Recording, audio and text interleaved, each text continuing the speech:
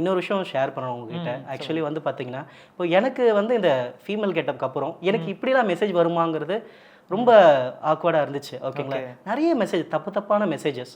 ஓகேங்களா, ஏன்னா வந்து சில பேரில் வந்து பார்த்தீங்கன்னா நல்லா இருக்கு ப்ரோன்னு ஸ்டார்ட் பண்ணுவான் மெசேஜில். ஓகே ப்ரோ தேங்க்யூ ப்ரோன்னு சொல்லுவேன். ஓகேங்களா, ஒரு ப்ரைவேட் மெசேஜ். ஓகே, நான் எல்லா கமெண்ட்டுக்கும் நான் எல்லா மெசேஜுக்கும் ரிப்ளை பண்ணுவேன், எல்லா கமெண்ட்டுக்கும் நான் ரிப்ளை பண்ணுவேன். ஓகேங்களா, ஒரு 9 மணிக்கு மேலே வந்து பார்த்தீங்கன்னா இந்த காஸ்டியூம் ட்ரை பண்ணுங்கன்னுவான்.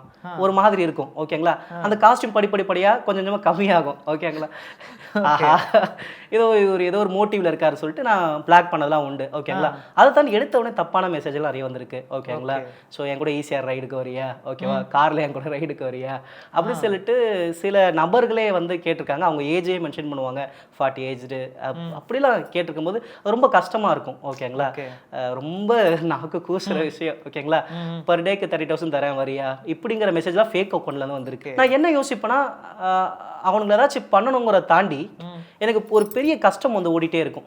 ஓகேங்களா,